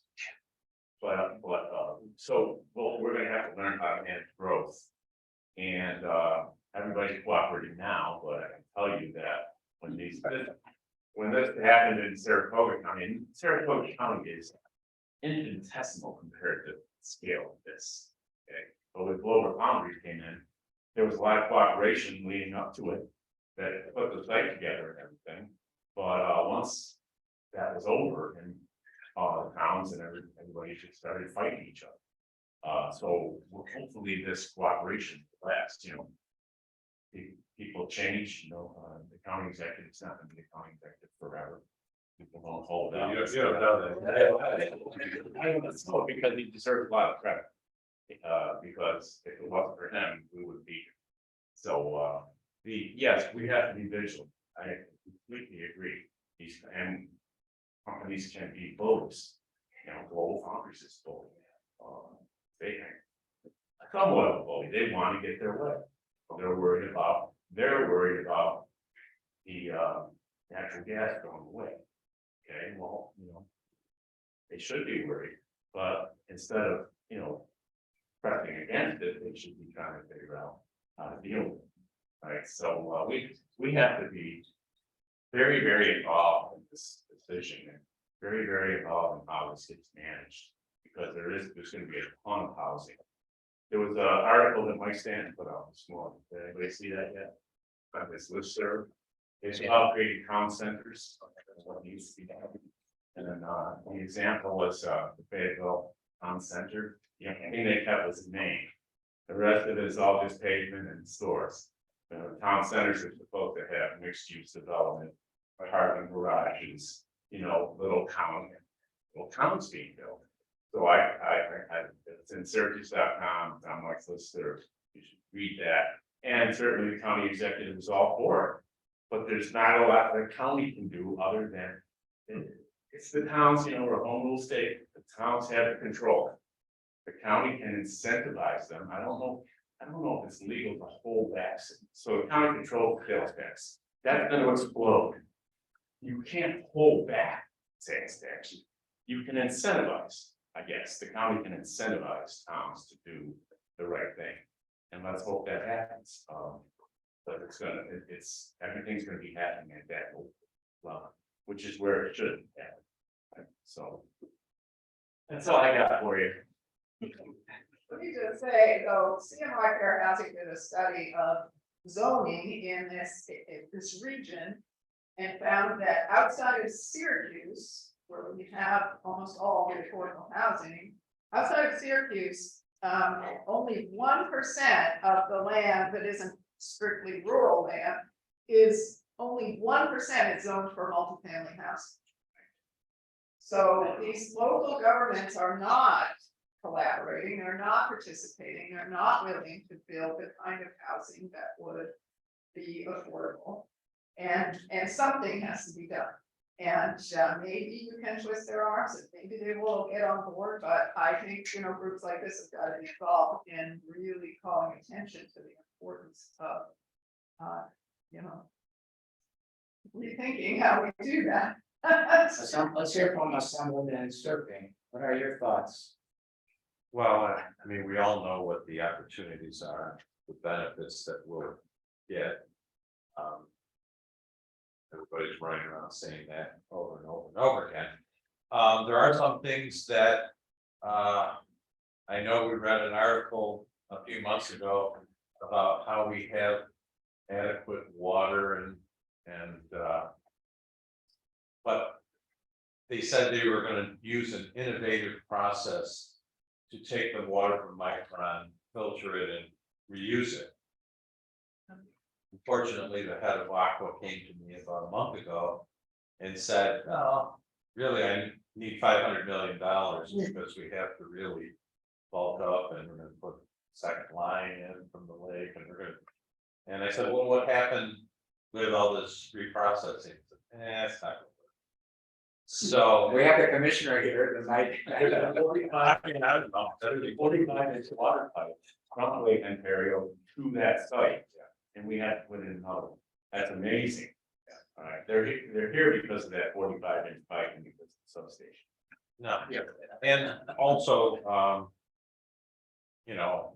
Okra came to me and said they need a new transfer station set up. They needed $3.6 million to do that at Lake Creek off of 7th North Street, and they're going to build it back a lot further than the current existing one that's there, and they'll make it, obviously much better. So a lot of my hard to get rid of things to recycle will be taken care of there. But there are things that are going to have to be done, and when you talk about the towns, cooperating stuff, that is really a question. unfortunately, it seems that the towns around here, for a long time, you know, are trying to, they never can say the words, we're gonna raise taxes, so they try to grow out of it. So it's all about, well, we need to run sewers out here, you know, between Cicero and Brewerton. So we can build all these houses and get mortgage recording tax, and that's how they live. About still being able to run around and tell everybody we're cutting your taxes, but it's not going to be easy. To do that, but you know, I think there's a greater good that we can talk a lot about as far as cooperation from all these towns. The biggest problem we had in our conference anyway with the housing compact that the governor tried to get through in the budget was really that it didn't even state the word affordable housing at all in any of it. And that's what surprised me, why everybody started screaming, oh, you can't do that. She didn't tell them what to build at all. She said, you guys figure it all out. Build whatever you want to build, just as long as we build, you know, downstate is 3% every 3 years and upstate is 1% every 3 years. You know, we're gonna build 3 times or more of that up here. We're never gonna have to worry about that. So after I got this seeding letter from all the town supervisors, how dare she, you know, all this stuff, I told them, why are you guys even complaining? You know that this is not a problem up here. But anyway, it's going to be a very interesting time. There's a lot of work to do. I mean, a lot of work to do that people aren't acknowledging right now. But it's something that's, you know, going to be our job to make sure the resources are available to do a lot of this stuff. Hopefully the county will spend some of their money that they got in the piggy bank on some of this stuff, and it will all work. Yes, ma'am. I have a question about transportation. So I-81, is there just being planned about what's happening with it coming down, and Department of Transportation did not really do due diligence to look at the traffic patterns affected by outside communities with changing commuting, assuming people are using vehicle commuting, just based on that. So now you're looking at an overlap of I-81 coming down, 481 rerouting, disrupted traffic patterns, not having established public transportation right now, Well, to outside areas, and now Micron. What's the plan? I think that there is going to be more transit outside of the city. I think Micron will help a little with that. The state and federal government are helping with that. I mean, the bus rapid transit that they're going to set up will take, I think, a lot of people from the eastern, maybe and western suburbs up to the Hill and other places downtown. The city is supposed to have, and I don't know if they've already started it, 2 circles, an inner circle where there's 2 buses going in opposite directions, so that every 10 minutes there's a bus at a bus stop. An outer circle of the city where 2 buses are going, and every, I don't know, 15 or 20 minutes there's another bus, and then a county circle. I don't know if we'll ever get the county circle done, but now that they only have 1 or 2 bus runs a day in most places, at least maybe every half an hour or so. At least that's what Central has told me in some of the meetings that I've attended. So Has Micron been approached to actually have its own hub that they will have dedicated public transportation for their employees, put it on them to do that? I think they're gonna run some lines, Yeah. just like Amazon has done for their facility out in Liverpool. Micron did a lot of due diligence before they made this decision. They were aware of the 81 thing. They were aware of the affordable housing issues. And the reason that they actually decided on this is they felt that it was doable. All right, they could have gone anywhere. They could have gone to Austin. They could have gone to Munich, Germany for that. And this is a global industry. They could have gone anywhere, and they came here because they thought it was doable. It's going to be a challenge, but and then they're on the line now. They've got to make it work. Their business depends on it. So one of the things that is actually an opportunity when you're got this problem with 81 and everything, and you're increasing transit frequency and stuff. We're hoping we can, and we'll do a lot of public service announcements and everything. We're hoping we can convince people, even 1 or 2 days a week, to take transit, you know, if they're going up to the hill. Because parking is going to be a problem. I mean, there's going to be lots of issues that people are going to have to deal with. And we're going to have to do a good job of trying to convince people this is the time to try transit. If you didn't know about it, on this front, Centro and SMTC are now running a community engagement process called Exploring Today's Transit Tomorrow, or Exploring Transit Tomorrow. There's a survey that's available on our website that would like everybody to respond to, and they're going to be holding community meetings in the next couple of months. So everybody sort of pay attention to that. If you haven't, go to the website, do the survey, and engage in the process, because they're exploring all of these issues throughout the next year. I saw that Bob Haley. Yeah, I was trying to catch Rachel before she went out the door with a couple of key issues. One was the term affordable housing. I have some very basic issues here. Affordable housing in the West is being called workforce housing. It's important to change the language and therefore the perceived meanings in some of these initiatives. Workforce housing is understandable, purposeful, and supportable, where affordable housing is controversial. That's one statement. Joe, your point's well taken on the 2000, actually it was the last century, we started sustainable planning direction 99 with Andres Duani, Peru and the national about sustainable planning, developing out of a county sustainable plan in 2003, of which the Fayetteville Village was called the town center. And basically, but the town and the villages around here in home rule change do not get directed by the county, no matter what we do. That's the home rule issue, which trumps so many of the best ideas. These are major issues towards our future.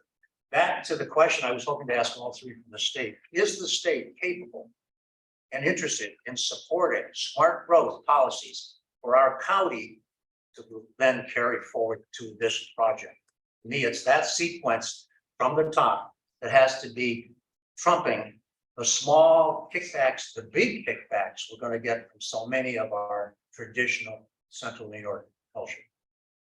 Well, our conference would like to do that. We have a small contingent, not small, not that small, from Long Island. When you talk about doing any of this stuff and putting any mandates at the end of the line, no matter how many incentives you offer, an incentive to complete your plan, an incentive to meet your goals. You know, we're very happy to provide money to do that. But I got a feeling that the places that need this the most are very rich and they don't need all those incentives, and they're gonna sit there and say, no, we don't want to change our community. We like it just the way it is. It's got 2.5 acre lots, you know, 4,000 square foot homes and up, and that's the way we want it. So stay away from me. So that's going to be the real battle with the housing compact after now that we've gotten through the budget. The next month or so, we'll be working hard on that. Might not happen again until next year, but my feeling, there has to be some kind of a mandate or a penalty at the end if you don't do anything. And that's the only way we're going to get everybody to do what they need to do. John, Senator May mentioned red flags, and you mentioned earlier 7.2 million square feet of building complex, which according to the post standard will all be heated by burning methane gas. The red flag I see is how does the clean energy community get on the table with Micron so that plant can be used for, they can use heat pumps, electric heat pumps. They're committed to using 100% renewable energy. Well, but that does not include, according to the post standard article, the heating side, which they said which would be with gas. And even on the 100% renewable energy, there's an offering that they can make a contribution to a nonprofit organization if they don't hit on the electric side. But let's just focus on the heating side. It would be a crime Because once it's built, it'll be used for decades. Well, And one the- hundred percent means 100%. That means they've got to use, that means they're not going to be using fossil fuel. Well, I sat at a meeting with the county exec, and one of the reasons the plant was built there was he mentioned one of the specific reasons was a natural gas pipeline. There's So- gas there, but it's not a high pressure system even, it's a medium pressure. Well, then the post standard article was They're not wrong, big. because they said that it was going to be heated with natural gas, not electric heat pumps. So that, if it's gonna be electric heat pumps, I think the clean energy community needs to know 100% that that's the way it's gonna be. Well, that may be in the short term, but they're gonna eventually have to shift to something else, because gas is going away. And we delivered it, so believe me, we know it. It's going away. We can easily provide renewable energy. And if they include green energy, well, that's the nuclear energy, that's green energy, that's not renewable. We have an abundance of renewable energy in us all throughout state New York. We have very little gas fired electric generation. It's all downstate. So the climate change act, the CLACP is all about getting renewable energy upstate to downstate. And that's where the fossil fuel generation is. Offshore wind's gonna help, but these goals are aggressive and, they're important. So they have to be met. So your understanding then, Joe, is that the plant will be built with electric heat pumps? Well, You don't know what it's gonna we be. don't know for sure, but their use of natural gas is gonna be minimal compared to their use of electricity. And electricity, used to be generated mostly by coal-fired generation, which has gone away because gas drove it out of the market, okay? Because of it with the glut of natural gas, it drove coal out of business in New York. And then gas-fired generation became where the cost of power followed the fuel cost, and it follows gas. But in upstate New York, most of our electricity is generated by renewable or green sources. They can do it. Want to follow on his question a little bit, so between the Electric New Building Act having been passed through the budget 2 days ago. And some of this confusion around what their Micron campus will be heating with. I guess one of my questions is, and also with the passage of the Building Thermal Network and Jobs Act last year, which now allows National Grid to not just provide gas, but also provide a thermal network. And there's the 14 on, creating those through that sort of for doing thermal utility networks. It seems like we're at a moment of amazing innovation and ability to really capitalize on those initiatives in the development that happens with Micron. Has National Grid had any conversations about thermal utility networks with Micron for their campus? Particularly geothermal, to help reduce their use of natural gas. So clearly, the industrial process, it might probably still going to need some sort of natural gas, but in terms of the heating and cooling systems, that would be an important piece. And then also, how do we have that conversation with the developers of all these new houses? It looks like there's an opportunity for a partnership with National Grid and many people to be at the table to make sure that we are building these systems and these communities rapidly for the future. Well, those discussions are just starting with Micron, mostly about electricity. Okay, because that's more primary, but discussions of energy and how it's delivered and what the cost is gonna be, et cetera, are just starting, so they will continue and our company is bought in completely to the CLACP. Okay, and a lot of what we do is incentivize energy efficiency, renewable energy, and that includes geothermal, electric vehicles, et cetera. So yes, the utilities are gonna play a big role because we incentivize this stuff. You're all all paying for it in your rates. You know, this is not being paid for by national grid critical, it's in rates. So we're all paying for it, and therefore, you know, certainly those discussions are gonna be had. And they're not, there's nothing that we can't hold a hammer over their heads, but we can certainly encourage them and incentivize them. Is there a possibility for this to be a model or solar, It should be. geothermal? Yep. I mean, this is, with that amount of space you have there, Right. how fabulous would it be for charging, for electric vehicles, for even the buses? We can have charging for the buses, for the transportation. This could I be, mean, even Amazon did a lot of that. Yeah, With the distribution center. They're not, their reputation is not anywhere close. Micron's Yeah. is more positive than Right. Amazon's. But yes, I mean, I'm sure that they're going to want to be a model, but Micron wants to be a model for that. You know, every site location that I've been involved in the last few years has had a renewable energy component to it, where the company is saying, we want renewable energy, we want to, you know, whether it's Apple or any of these companies that have large data centers. They're interested in it because their company, their corporate entity. And so I'm sure that Micron will be the same. You know, it's just simply a matter of, see, but the incentive negotiations are done. So, and getting more incentives into the deal that's already done, it's difficult until things arise, you know, during the process. And then, you know, there's gonna have to be money. It's gonna have to come from a lot of it. you could have a new substation. No, we don't need, that's a major substation. Taking door. The only one bigger, I think, is Edict over in Marcy, New York, where Wolfspeed located. And Wolfspeed's another manufacturer of silicon carbide, I believe it's there, but it's all part of the chip industry.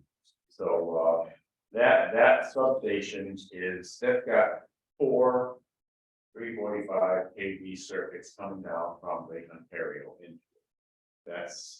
That's enough to power 2 cities of Buffalo. All right, what Micron is gonna be is, Micron's gonna be, their electric load is ultimately gonna be 2 cities of Buffalo. Wow. Yeah. I was gonna say, can they share it with the county, but if they have all those needs and. That will simply be absorbed. Remember, this is gonna happen over 20 years. It's not gonna happen all at once. Okay, so there's gonna be lots and lots of investment going in over those years, but the capability is there. That's why the overwhelmingly, they couldn't find a better site. Because we've got issues with workforce and housing and all that. I mean, where's the workforce in from? It's gonna have to be imported, right? We don't have the work. So they couldn't find a better site. That's why they're here. It's for the infrastructure. And then we'll deal with the housing. We'll deal with the workforce issues, and Syracuse convinced them, this area convinced them it could be overcome. The affordability of the housing that's here now was a big selling point. So even though it's going to be less affordable as we go forward, you know, they bought into that. They bought into what was happening downtown Syracuse. If downtown was still what it used to be 10 years ago, they probably wouldn't have selected, you know, and so there's a lot of issues. There's a lot of things that they kind of said, yeah, you know, it's not there yet, but we think that this community can deliver. So I have a question that's not meant to be targeted, it may sound that way. Is NIMO the sole provider, and is that logical? Or We're the energy. for redundance on their needs, that's what I was trying to get at.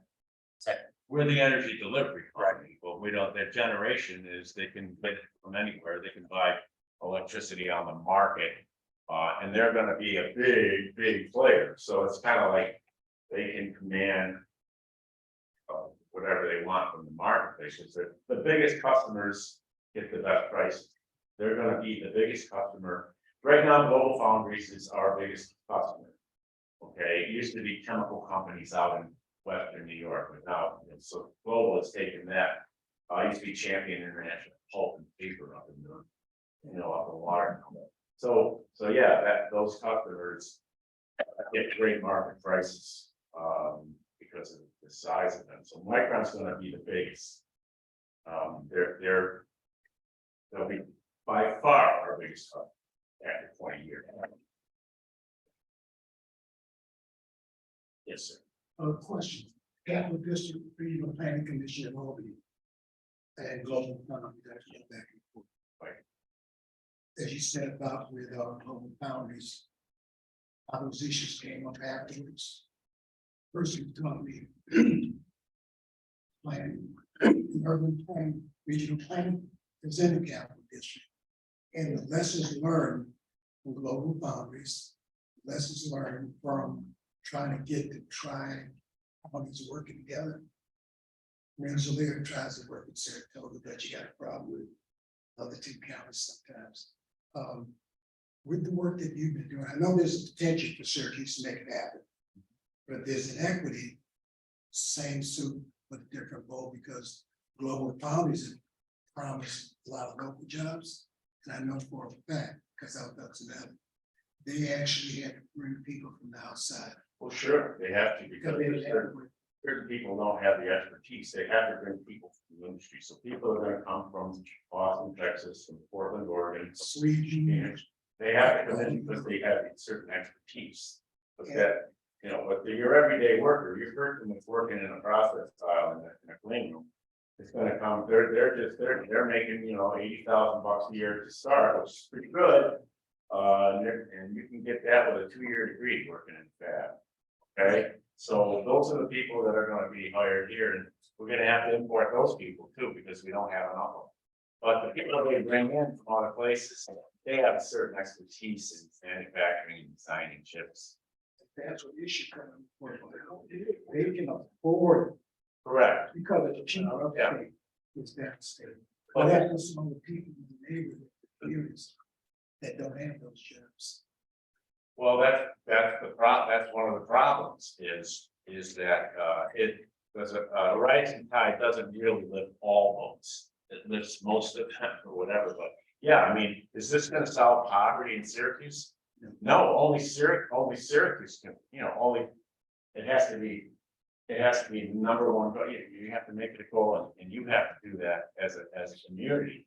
No matter how much money is generated, it doesn't make everything go away. It's like So that's the comprehensive plan. yeah, it's what we're saying though, it is a plan. They have a great plan. We have a great plan. Mr. Queen came in with a great plan. But the towns disregarded it. No matter what plan you put together as a county or a region, the towns don't have to follow it because we're a home rule state. And all the decisions on what's going to be built are made by the local towns and the fortunes. So, but Global Foundries is, they employ 3,000 people. Right, it took them a while to ramp up, they made their decision in 2006, they got the full production in 2015. When they got the full production, 3,000 people working there, and now they're looking to expand again, and they'll add another 3,000 jobs. So, these things they don't all happen at once, so Global Foundries, a few years from now, it's gonna be employing 6,000 people. And the ripple effect of that was felt all over the region. Hotels have to be built. That's the other thing too.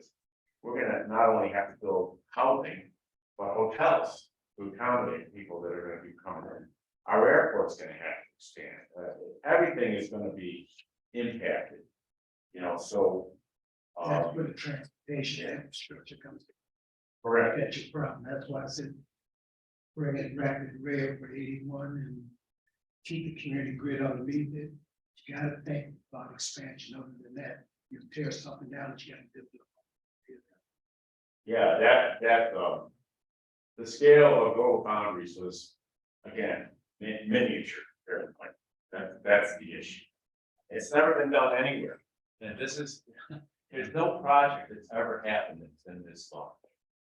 In terms of its impact. I see, well, Lisa had her hand up first and. I had a question about, since you're representing National Grid and Shannon is here, I guess, from the WEC. I was curious how these, you know, you two are very important, utilities infrastructure that's gonna be required for Micron. And I remember Ryan, when he first was elected, he said that one of his goals of being county executive was that he wanted to make sure that the town, that wherever it was possible to connect towns and villages to the wastewater system and try to avoid, you know, septic tanks that we still have and try to, you know, modern infrastructure planning. So what the nature of my question is how is Micron going to serve as like an incentive to meet Ryan's goal that he had, what was that, 4 years ago now? Yeah. You know, to try to modernize the towns and villages. And then the second part of that question is, how is that accomplished when so many of the towns and villages have really very little professional competence in managing their governments, planning their governments, implementing their governments? Do they even get input, you know, when they're making land use decisions, zoning decisions? Do they even have the benefit of professional input to say, okay, if you make this decision, this is what's gonna happen? You know, nobody's even got a CYA stake in the game when they're making those land use decisions, I say it in some cases. So anyway, can you address that first question, Shannon? Yeah, It's your absolutely. ear and I'll take on both of them, actually. wonderful. Because I think it is, you know, you did touch on something that, you know, I've been in the municipal sewer business on the private side for almost 15 years and 10 years on the public side. And I think that lack of professional knowledge at the local level is a major problem. So I started my first half of the career doing just that, providing professional services to local municipalities because they don't have the resources, they don't have the knowledge, and they're really dependent on consultants to kind of help them, and they're not always getting good, concise information, which is what prompted me to come to the public sector side. It's going to take professional engineers who have good skills to heed the call to support the community.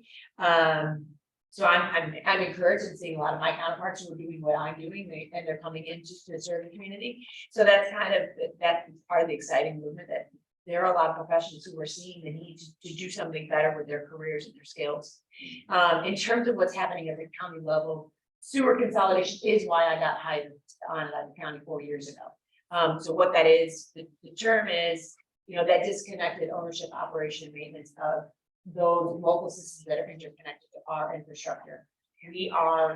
We struggle, right, with the lack of investment at the local level. We struggle with broken pipes that are leaking, including our systems. And so that's really what sewer consolidation is about, is least ownership of those systems so that there's uniform investment in replacement of that infrastructure throughout the county, and not just by those communities that have the money or that have the ability to leverage grant funds. Our entire community has the right to a reliable, safe, and secure sewer system, and that's what sewer consolidation is about. And then, so that's the first phase of that is really kind of getting consolidated ownership and uniform investment in those assets throughout the community. And then really started to take a look at what is the development? Where do we need to go? Where should it be expanded? Where are those environmental issues that need to be addressed? Where we've got pockets, it's surprising the pockets of land throughout, even central Onondaga County, that don't have sewers. And so really coming up with what's the long-term master plan to deal with that, right? To expand. Which one of our treatment plants have those service areas that need that expansion? How do we get into that county, the local planning process, partnering with the Regional Development Planning Board, with SACWA, and getting the right, and even getting the right technical resources within our own department to be able to engage with those local agencies and guide those decisions and to support that. And so that was already happening long before Micron came on. And this started 4 years ago. And then, you know, as Micron came on, we recognized, like, we have, as my agency, we have a responsibility to do this right, to support the community. Central New York needs this. We need this. We have to solve it. We have to do it right. And the term that we use all the time in the utilities, as we've been brainstorming this for several years is we're water rich, but let's not be water stupid, right? We are really pushing on Micron to do a lot of reclamation. They are right now, they're looking at 75% internal recycle. We are anticipate by the time this goes to full production in 5 to 6 years, the market example that we're seeing in Arizona and these facilities everywhere else is they can't achieve 100% internal recycle, and they should. And they are working towards it. So which is, it's encouraging for us. So as much as, you know, that's the iterative process that we're going through. And it's going to take years to develop it, right? The first push was, hey, this is what we need for utilities. And our pushback was, well, come on, try it. Do better. Okay, come back. Okay, we think we can do this. We can recycle some more. Okay, how about some more? Hey, how about what are you going to do with these? You know, and I think I'm encouraged to see, you know, those of us who are behind the scenes, we are seeing a lot of really proactive, long-term, you know, investment and ideating and innovating with Micron team. It's going to take a long time. You know, I think that's for me, you know, my team, we were initially a little bit like, wow, this is here and it's now, but it isn't, right? We're just beginning those detailed conversations. What does that solution look like? How do we drive and change their design, their internal operations, their internal utilities to mitigate what, you know, what that environmental impact is going to be, what the end pipe utility solution needs to be. So it's still very much in its infancy, but I think we've got the right people at the local government level. You know, I'm seeing a lot of collaboration and a lot of push to protect our community. Right? It's finding that balance of we need economic development, but we need it to be smart economic. And it's happening.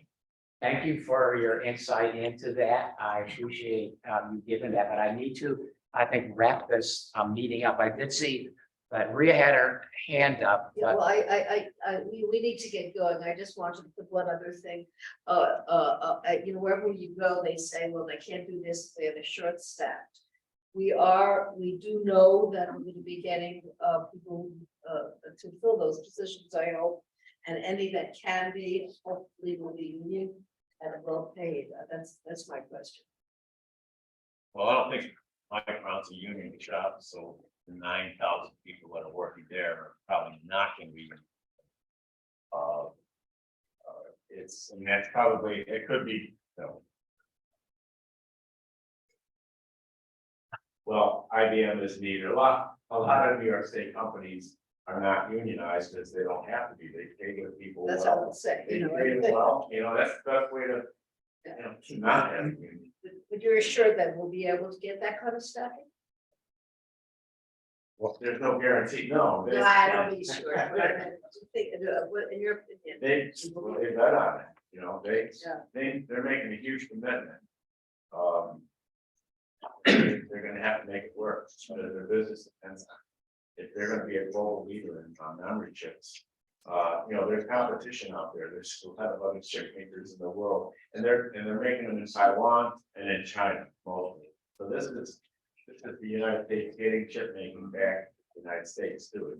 It's a national issue. You know, so and that's what the Green Chips Act is all about. Well, thank you all for being here, Joe, sticking in with us till the end. I didn't realize that Councilman Stirpe had another event to get to. We probably had that event that Rachel had to run off to at the fairgrounds. Thank you all for being here. As you can tell, we were just scratching the surface, trying to understand and get our arms around. Very important. I think Diane wants to say one thing to you before we break up. Diane, that's all yours. Thank you, John. Great job there in person. Thank you to everyone who took their time to be here and help us with kicking off this incredibly important conversation. As Rachel May said, this is the time to start this conversation because once something happens that has an incredibly negative impact on the community, it's too late. So it's incumbent on all of us to be vigilant about what is happening with this project. And we, you may remember, we had a series of green bag lunches on the I-81 project, and I can envision a series of green bag lunches about Micron. So just in parting, some words of wisdom from a very young activist who said that this is not a one-time thing. This is our entire future. So please take it seriously and join us in being vigilant about a sustainable future. Thanks for coming.